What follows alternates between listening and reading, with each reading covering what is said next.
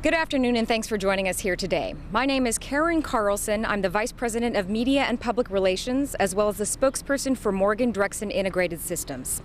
We're an outsourced legal and business support services company for more than 100 attorneys across America. Today, along with attorney Kimberly Pisinski, a lawyer licensed in the state of Connecticut, we're announcing a lawsuit that we're jointly filing against the Consumer Financial Protection Bureau. The CFPB has demanded production of thousands of personally identifiable documents of clients of Ms. Pisinski, as well as other attorneys whose clients have sought their attorney's legal counsel regarding filing for bankruptcy. These documents are not of the public record. It is personal client information which is protected by the attorney-client privilege.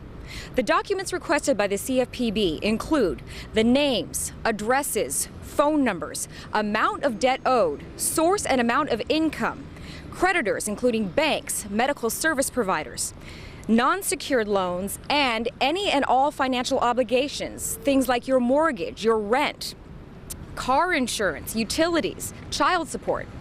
The CFPB has also requested details of private and confidential communications between attorneys and their clients, including the length of the communication, the medium used for that communication, and the detailed attorney notes of that communication.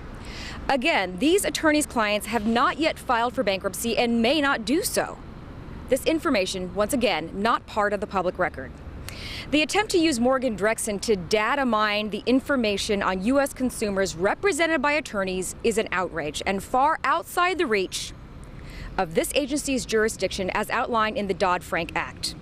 Morgan Drexen, a back office service support provider for law firms and attorneys across the U.S., cannot and will not violate the ethical responsibility to the attorneys and to their clients. The attorney-client privilege is a right of privacy between a person and his or her attorney. It is one of the oldest, most recognizable privileges that we have for confidential communications. A fundamental right, the right to privacy, guaranteed to all of us by the Constitution of the United States.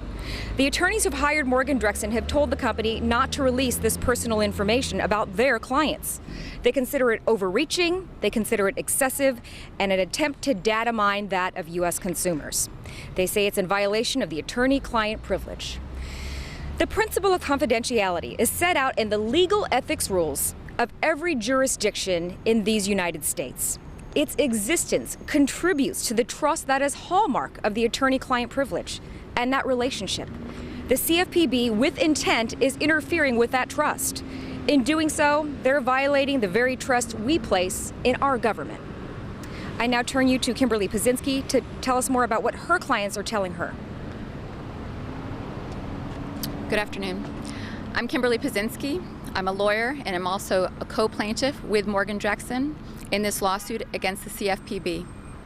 I joined in this lawsuit to protect my clients' confidential files from government intrusion. My clients are extremely distressed that their most private financial information that they gave to me as part of an attorney-client relationship would be turned over to government officials at the CFPB. All of my clients are going through very difficult times. They're contemplating bankruptcy, and it's an emotional step for all of them. These clients may ultimately not file bankruptcy, but they're going through a confidential process with me to determine what's best for them and their families. The last thing they need is their privacy to be invaded by our government. There are at least two problems with the CFPB and its demand for this sensitive private information. First, it's personal, private financial information. And my clients have a legitimate expectation that this information shared with me, their lawyer, will remain confidential under all circumstances. Second, all of the client materials are protected by the attorney-client privilege. The attorney-client relationship is the only reason that I am Morgan Drexen even have possession of my client's personal, private financial information to begin with. As a lawyer, I have an obligation to honor that attorney-client privilege and to protect my client's confidences. Therefore, I joined in this lawsuit to stop the CFPB and its intrusion. I did not feel that we had any other choice. Their demands required us to file this lawsuit. Permitting the CFPB to obtain my client's private information puts shackles on me and my law practice. Without complete trust in me as their attorney, clients are going to be unwilling to seek help, and then they will be without any protections from large debt collectors that cause many of my clients emotional illness and distress. We're hopeful that the court will stop this overreach of government agents. I appreciate you being here. Thank you. I just wanted to say that the core issue, Your name, please? my name is Randy Miller and I'm a partner at the law firm of Venable.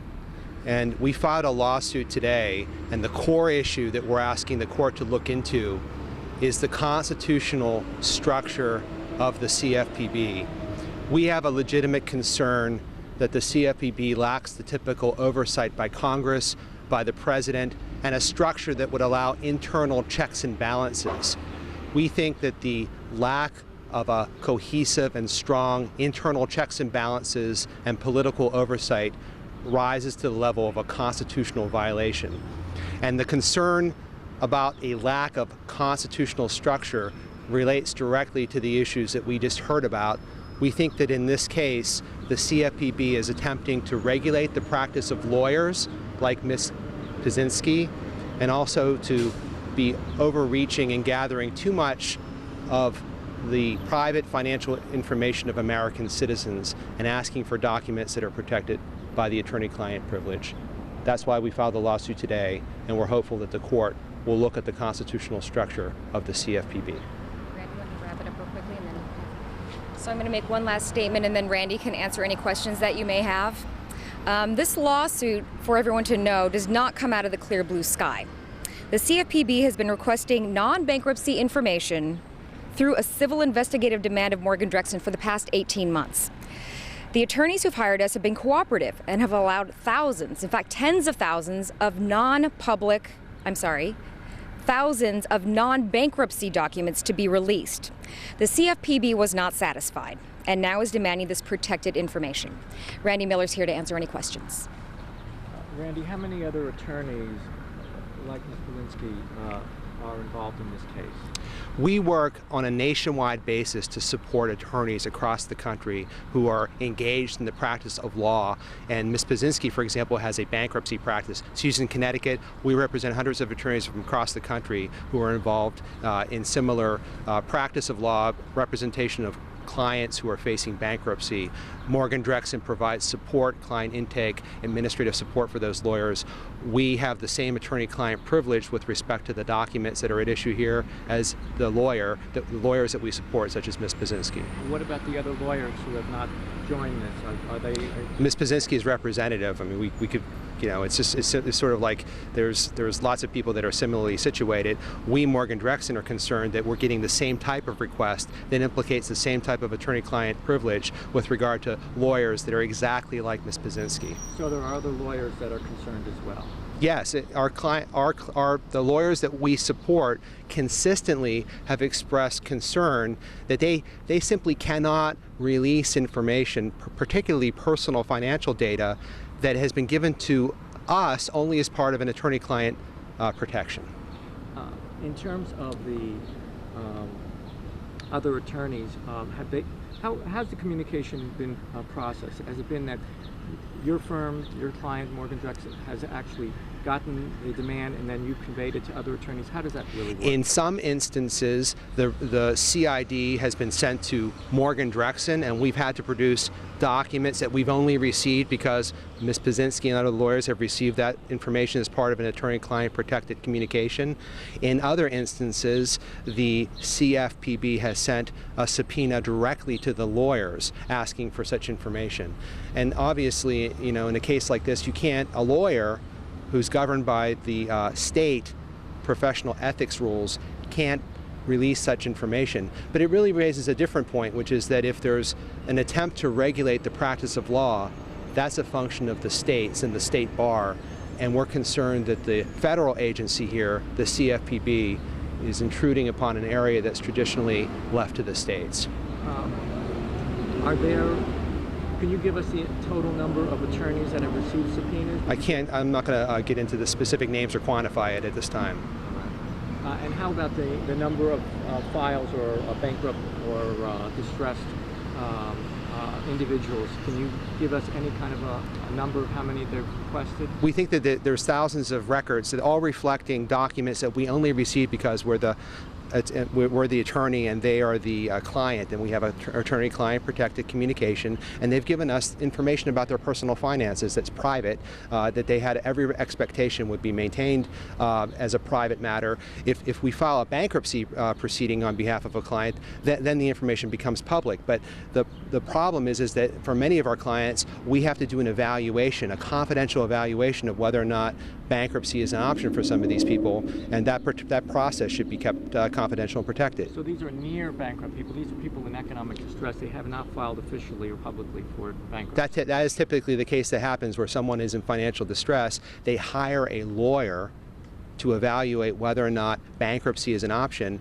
They're providing financial data and information, and the lawyer and the client are having a confidential discussion that Morgan Drexen supports. That entire process should be kept confidential. But again, our concern really is that the CFPB, because of the lack of internal checks and balances, may be sort of overstepping its bounds a little bit, and we just want the court to take a look at it, take a look at the constitutional structure first, and then we can get to the merits of our cases later.